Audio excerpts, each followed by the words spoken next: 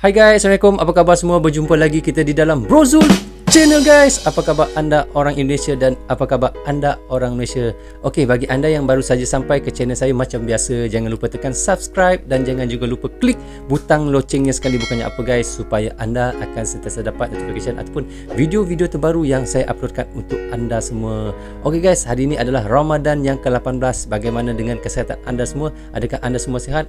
Jika sihat, alhamdulillah guys. Okey, hari ini sebenarnya saya nak reaction satu lagi video daripada channel, iaitu channel khusus militer guys. Katanya di sini terkini semua menangis lihat kru Nanggala 402 berusaha angkat awak kapal selam. Uish, ni memang kita rasa macam mana videonya, bagaimana ceritanya guys. Saya tak sabar nak tengok adakah bagaimana cara mereka mengangkat balik kapal selam yang dah lama tenggelam di dasar tu. Jadi mereka nak angkat balik kapal selam tu untuk naik ke permukaan laut. So okay guys, bagaimana ceritanya, bagaimana videonya, jom kita sama-sama tonton dan reaction video tersebut. Okay, jom. 2000 years later. So okay guys, jom kita sama-sama tonton dan reaction video tersebut. Okay guys, jom. 1, 2, 3.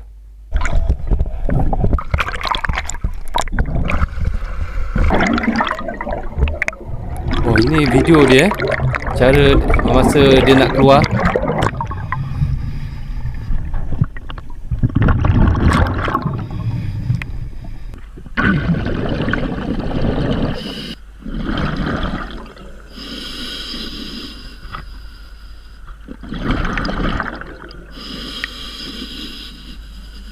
Bagaimana mereka menyelam untuk nak keluarkan balik kapal selam tersebut guys. Kepala Staf Angkatan Laut Kasal Laksamana Yudo Margono dan seluruh jajarannya berusaha sekuat tenaga mengevakuasi badan KRI Nanggala 402 sekalipun awak kapal selam tersebut.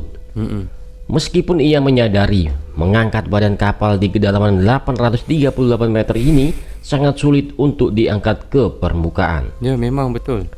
Karena dengan badan tekan yang masih utuh tadi, apakah ditarik atau ditusuk atau diangkat seperti jangkar itu, ucap Kasal Yudo.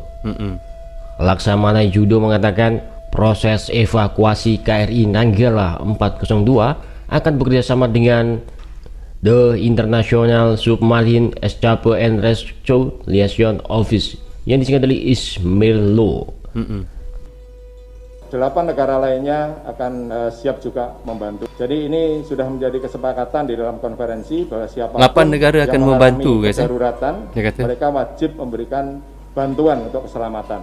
Dia tidak ada nuansa politik maupun tidak ada lawan, semuanya hanya untuk membantu dalam hal kemanusiaan. Ya, betul. Selain itu ada pula tawaran bantuan dari negara lain untuk mengangkat badan kapal Nanggala 402. Panglima juga akan menerjunkan pasukan khusus laut yaitu intai amfibi untuk menyelam ke dasar laut. Griyo Sembodo menilai evakuasi KRI Nanggala 402 tidak perlu dilakukan seluruhnya mengingat kedalaman kapal yang tidak bisa diselam oleh manusia. Ia menilai akan sulit mengevakuasi kapal selam dengan bobot 1,4 ton itu. Untuk itu yang hanya perlu dievakuasi adalah jenazah, pakaian tanda pengenal agar memberi rasa tenang pada keluarga korban. Betul. Kemudian pada bagian kapal adalah yang kira-kira menjadi sebab kegagalan, seperti pompa, bagian kapal linding, baterai dan kemudi kapal selam Nanggala. Evakuasi juga tidak bisa dilakukan oleh kapal selam sebab kapal selam yang dimiliki Indonesia hanya mampu menyelam sedalam 200-300 meter saja. Banyak dilihat dari banyak data kapal selam yang dimiliki Amerika pun kadang hanya sampai 280 meter ke dalam laut. Sementara pakar kelautan Institut Teknologi 10 November Wisnu Wardana menuturkan evakuasi kapal selam Nanggala 402 bukanlah hal yang mudah untuk dilakukan. Betul, 800 meter di dalam air. Rumitnya evakuasi KRI Nanggala 402 dipengaruhi oleh beberapa faktor. Salah satunya kedalaman laut tempat kapal tersebut tenggelam. Itu bisa saja dievakuasi, tetapi tetap semua itu tergantung lokasi di mana itu kapal berada, tingkat kesulitan lokasi itu bagaimana. Wisnu mengatakan membutuhkan waktu yang sangat lama dan peralatan ekstra untuk mengevakuasi KRI Nanggala 402. Ya, betul. Sebab bobot kapal selam itu diperkirakan mencapai 1,4 ton, yaitu 1.400 ton. Bayangkan saja 1.400 ton itu harus 1.400 diangkat ton, dari berat dia. kedalaman laut 838 meter ke permukaan. Ya.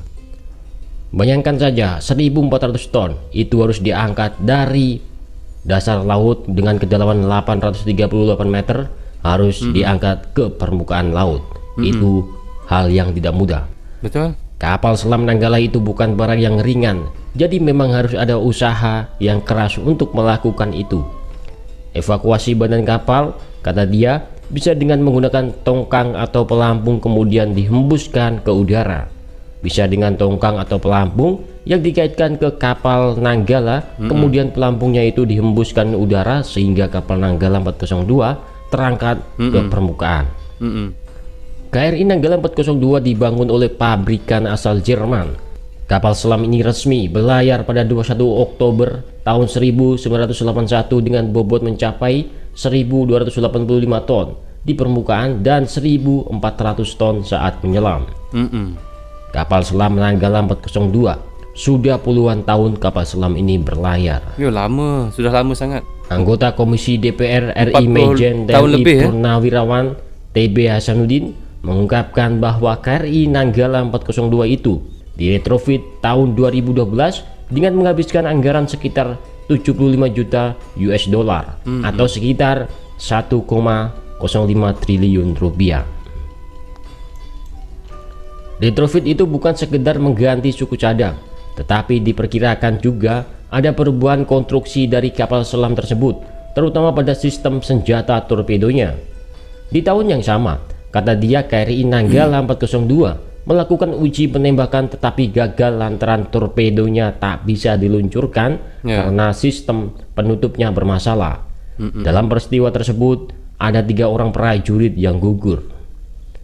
Kemudian, kapal selam itu diperbaiki lagi oleh tim dari Korea Selatan. TB Hasanuddin menduga pada hasil perbaikan ini ada hal-hal atau konstruksi yang tidak tepat sehingga KRI Nanggala 402 tenggelam. Seperti yang diketahui, KRI Nanggala 402 memang pernah mengalami perbaikan di Korea Selatan dan selesai pada tahun 2012 silam. Pada perbaikan ini, sebagian struktur atas kapal diganti dan sistem persenjataan sonar, radar, kendali tempur, dan propulsi dimutakhirkan. Oleh karena itu, Hasanuddin meminta agar kapal selam sejenis yakni KRI Cakra 401 sebaiknya di-grounded dulu. Selain itu, Hasanuddin juga menyoroti jumlah kru KRI Nanggala 402 yang melebihi kapasitas. Menurutnya jumlah kru maksimal kapal selam Nanggala 402 itu mestinya hanya 38 orang saja. Pada saat hilang kontak KRI Nanggala 402 itu membawa 53 awak kapal, artinya kelebihan beban 15 orang. Itu salah satu sebab lah. Sementara Komisi 1 DPR Farah Putri Nahlia meminta pemerintah memprioritaskan agenda modernisasi. Sementara Komisi 1 DPR Farah Putri Nahlia meminta pemerintah memprioritaskan agenda modernisasi alutsista, termasuk mengevaluasi seluruh kegiatan dan penganggaran yang tidak berkaitan dengan tugas utama TNI sebagai alat pertahanan. Penguatan modernisasi alutsista TNI merupakan kebutuhan yang mendesak mengingat kondisi alutsista yang masih terbatas. Dengan peremajaan alutsista, kata Farah, akan menjadi bukti kepedulian pemerintah terhadap prajurit TNI baik Angkatan Darat, Angkatan Laut, dan Angkatan Udara.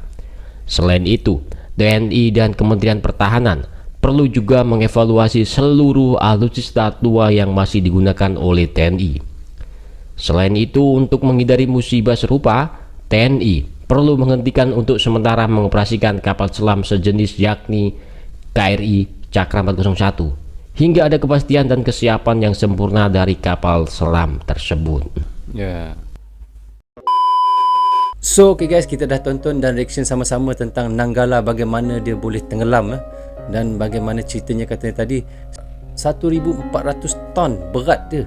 Bagaimana untuk TNI untuk mengangkat seberat itu untuk naik ke permukaan laut. Memang benda yang macam mustahil lah. Tapi ada 8 negara telah menawarkan diri untuk membantu Indonesia untuk menaikkan kapal selam Nanggala 402 tu naik ke permukaan semula. Dan kerana di dalam tu masih ada lagi mayat-mayat tentera-tentera yang masih terkorban di dalam kapal selam tersebut dan untuk diserahkan ataupun diberi kepada keluarga-keluarga masing-masing. Itu dia punya pendapat lah. So dia kata tadi adalah salah satu sebab kenapa dia tenggelam, mungkin kerana muatan dah terlebih.